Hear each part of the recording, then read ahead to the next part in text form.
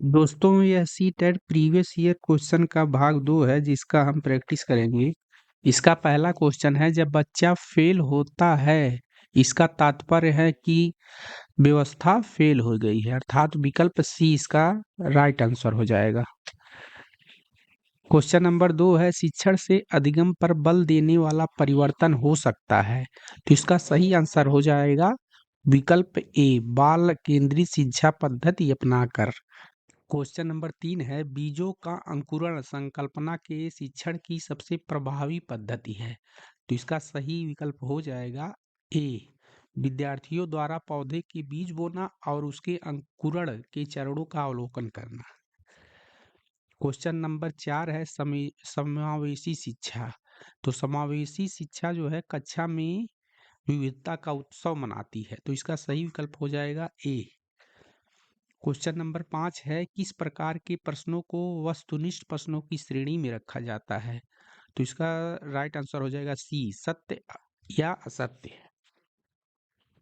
Question number 6 है, निम्नलिखित में से कौन सी प्रगतिशील शिक्षा की विशेषता है, तो इसका सही आंसर हो जाएगा डी, समय सारणी और बैठने की व्यवस्था में लचीलापन।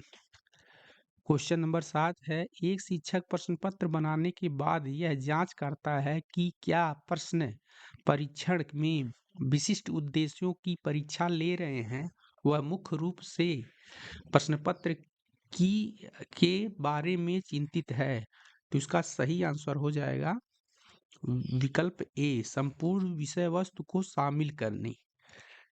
क्वेश्चन नंबर 8, विवेचनात्मक शिक्षा शास्त्र का यह दृढ़ विश्वास है कि शिक्षार्थी के अनुभव और प्रत्यक्ष महत्वपूर्ण होते हैं, अर्थात विकल्प सी सही आंसर हो जाएगा। क्वेश्चन नंबर 9 है, विद्यालय आधारित आकलन मुख्य रूप से किस सिद्धांत पर आधारित होता है, तो इसका सही आंसर हो जाएगा विकल्प ए, वह परीक्षकों की अपेक्षा शिक्षक अपने शिक्षार्थियों की क्षमताओं को बेहतर जानते हैं। क्वेश्चन नंबर 10, शिक्षार्थी व्यक्तिगत भिन्नता प्रदर्शित करते हैं, अतः शिक्षकों को सीखने के विविध अनुभवों को उपलब्ध कराना चाहिए, अर्थात विकल्प ए सही हो जाएगा। क्वेश्चन नंबर 11 है, निम्नलिखित में से कौन सा विकास का सिद्धांत है, तो इसका सही आंसर हो जाएगा ए, सभी की विकास दर समान नहीं होती।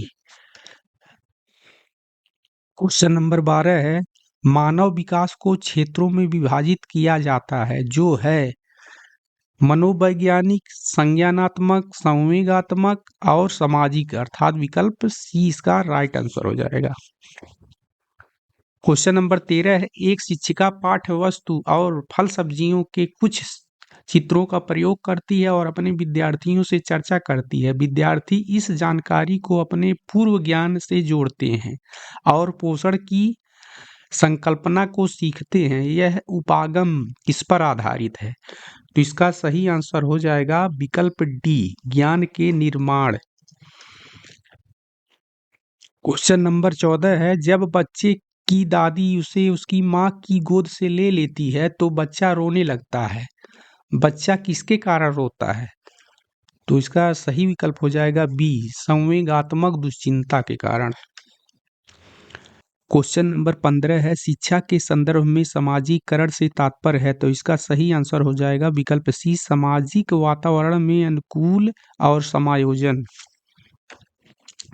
क्वेश्चन नंबर 16 है, राज्य स्तर की एक एकल गायन प्रतियोगिता के लिए विद्यार्थियों को तैयार करते समय एक विद्यालय लड़कियों को वरीयता देता है, यह दर्शाता है लैंगिक पूर्वाग्रह को, तो इसका विकल्प डी सही हो जाएगा। क्वेश्चन नंबर 17 है, वाइगोत्स्की बच्चों के सीखने में निम्नलिखित में से किस कारक की महत्वपूर्ण भूमिका पर बल देते हैं, तो इसका सही आंसर हो जाएगा विकल्प डी, सामाजिक। क्वेश्चन नंबर 18 है, एक शिक्षिका अपने शिक्षार्थियों की विभिन्न अधिगम शैलियों को संतुष्ट करने के लिए वैविध्यपूर्ण कार्यों का उपयोग करती है, वह किससे प्रभावित है, तो इसका सही विकल्प हो जाएगा गार्डनर के बहुबुद्धि सिद्धांत से, तो इसका राइट आंसर हो जाएगा विकल्प बी। क्वेश्चन नंबर 19 है, एक शिक्षिका अपने आप में कभी भी प्रश्नों के उत्तर नहीं देती। वह अपने विद्यार्थियों को उत्तर देने के लिए समूह चर्चाएं और सहयोगात्मक अधिगम अपनाने के लिए प्रोत्साहित करती है। यह उपागम किसके सिद्धांत पर आधारित है? तो इसका सही आंसर हो जाएगा सक्रिय भागीदारिता, अर्थात विकल्प डी सही हो जाएगा। क्वेश्चन नंबर 20 है, निम्नलिखित में से कौन सा शिक्षक से संबंधित अधिगम को प्रभावित करने वाला कारक है?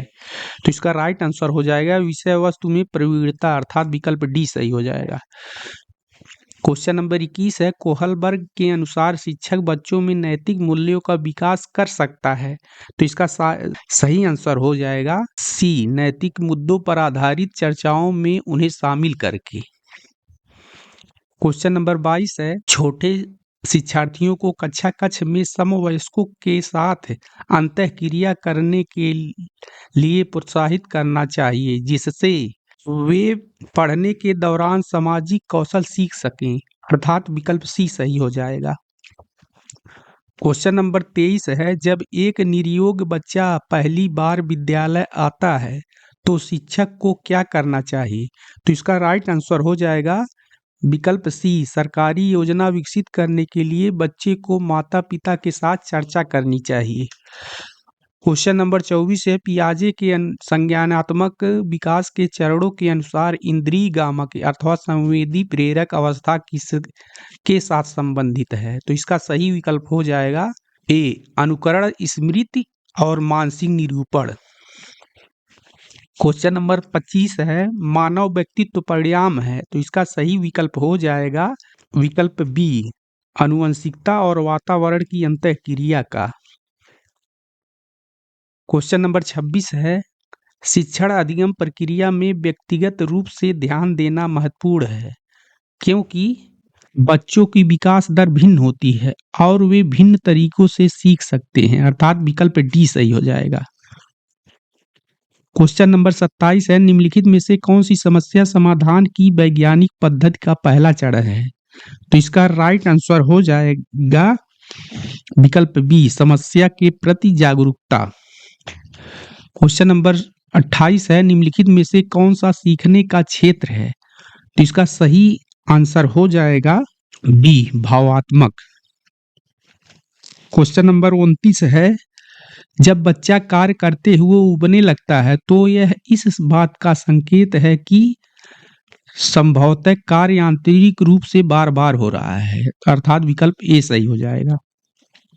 क्वेश्चन नंबर 30 है, प्रायः शिक्षार्थियों की त्रुटियां किसकी ओर संकेत करती हैं? तो इसका राइट आंसर हो जाएगा विकल्प बी, यांत्रिक अभ्यास की आवश्यकता।